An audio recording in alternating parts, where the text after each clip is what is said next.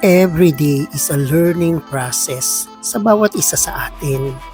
Tandaan nyo, sa bawat araw na daraan sa ating buhay, meron at meron tayong matututunan. Yan ang aking isi-share dito sa aking My Journal in Motion sa Love Life Me, Myself and I dito sa aking Alexander YouTube channel. Kaya kung hindi pa kayo nakasubscribe, subscribe na kayo para parati kayong updated sa aking mga ganap.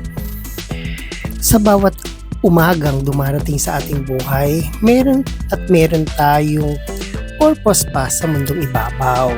Katulad ko, na-realize ko, sa buhay ko mas tumatag ako at mas natutunan ako nung aking na-meet si Sachi the Papi.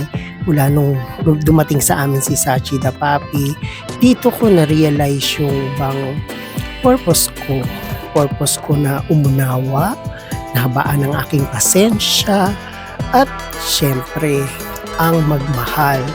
Yung bang tinatawag nating unconditional love. Kasi diba, lahat naman tayo dito minsan minamahal lang natin ang isang bagay kasi. Puro may bakit at may kasi. Pero pag unconditional love, usa mo itong dumadaloy sa'yo. It flows naturally. Kasi gusto mo lahat yung ginagawa mo. Kaya nung dumating sa amin si Sachi the Papi, natutunan ko yung pagpapasensya, yung habaan ng PC ng pangunawa, diba? Kasi lahat naman ng mga fur babies natin makukulit, diba?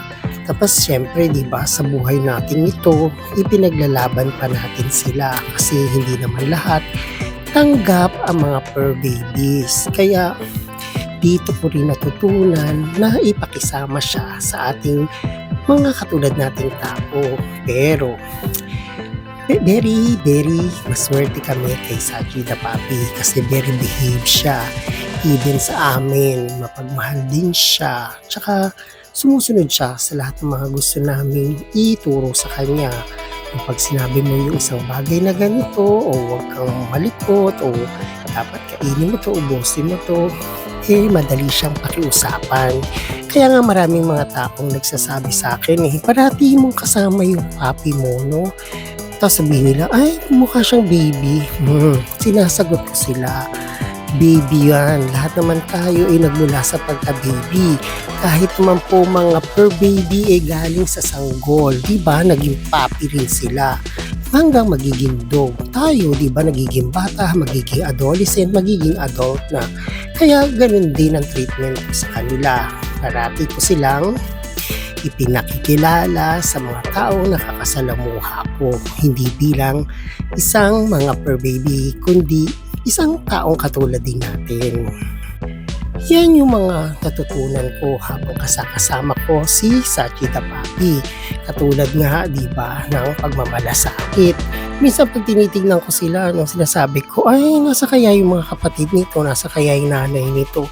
Kaya nga minsan may mga kaibigan ako o mga kakilala na mga nag-breed o kaya yung mga nanganak na, yung mga alaga nilang fur babies na pinagbibili. Nalulungkot ako. Sabi ko, ay, pinaghihiwa-hiwalay niyo sila. Pero diba, yun yung natural na nakalakihan nating sistema, diba? Pag mga fur babies, yung mga dog, cats, o kahit anumang uri ng mga animals, pinamimigay o pinagbibili yung kanilang mga supling. Ako naman, syempre, bilang fur parents or fur baby na nag-aalaga sa kanila, nalulungkot. Kasi diba, iba-iba naman yan ang dating sa atin. Kasi minsan, yung iba nagmamahal, pero may kapalit. Yun nga, pinadalan sila ng mga pera na pinagbentahan ng mga fur babies. Kaya, yun yung mga natutunan ko sa buhay na ito. Na minsan, diba, sinasabi ko pa nga tinitreat ko sila na as katulad din nating normal na tao na kailangan matulog ka na ng ganitong oras at ikaw nasasanay ka na din. Kaya minsan sinasabi ko din sa mga, syempre we're not getting any younger, nagkakaroon na rin tayo ng mga nararamdaman minsan sabihin ng mga mga per parents, sabihin nila, ay naku, ganito, ganyan, naku, nagamot ko to, mahal yung nagastos ko, kasi ganito daw, bawal pala to sa ganyan-ganyan.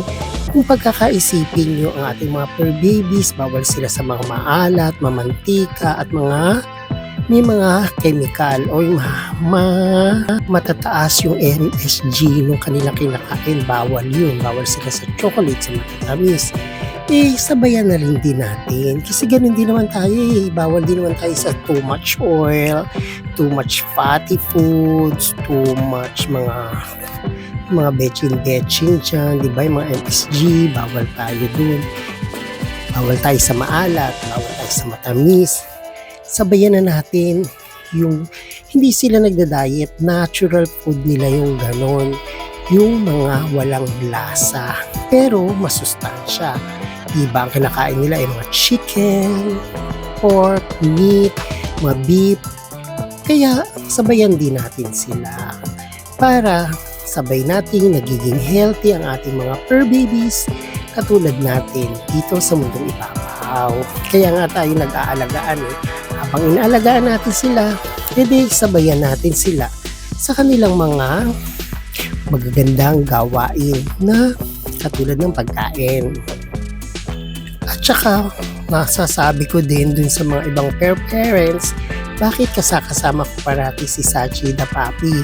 Kasi si Sachi the Puppy hindi makulit at na-appreciate niya din kung ano yung mga pinupuntahan ko. Kasi makikita mo naman sa gesture niya yun diba? Makikita mo yun, mararamdaman mo na gusto niya rin yung mga pinupuntahan mo. Kaya parati ko siyang sinasama. Tsaka parati siyang humahabol. Yung natural na habol hindi lang yung dahil may kailangan sila sa iyo. Kundi gustong-gusto niya kasi alam niya yung pupuntahan mo.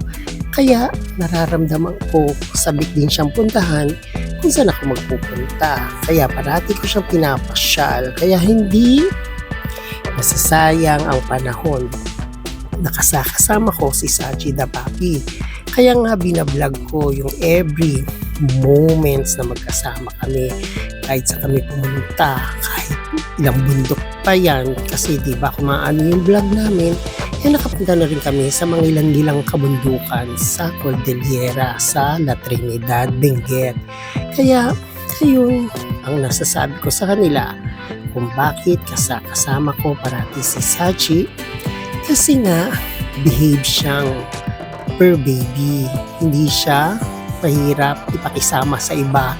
Kasi diba, yung iba ang ingay nung kasama nilang mga fur babies. Si Sachi hindi, tititigan niya lang yung mga nagtatahulang mga aso. Kumbaga, diba, pag maingay yung kasama mong aso, nakaka-irita na ipakisama siya sa iba. Kaya very, very lucky na kasama namin si Sachi na sobrang behave. At syempre, ayan katulad ng pagbablog namin, gustong-gusto niya rin yung ginagawa namin. Kaso, minsan camera shy siya.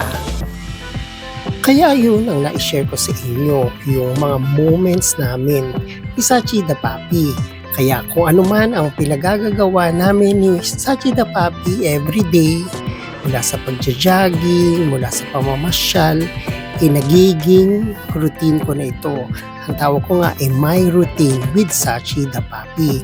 Kaya kayo habang kapiling nyo ng isa't isa, ibigay nyo na yung mga moments na maganda at masasaya para sa ating sarili at sa ating mga love na mga fur babies. Kaya ayan, dapat i-share nyo din yung mga experiences nyo at mga natutunan nyo na kapi-kapiling ang mga fur babies natin habang sila ay lumalaki. Kaya ayan ang na-share ko sa inyo ngayong hapon sa aking My Journal in Motion dito sa Alexander YouTube channel.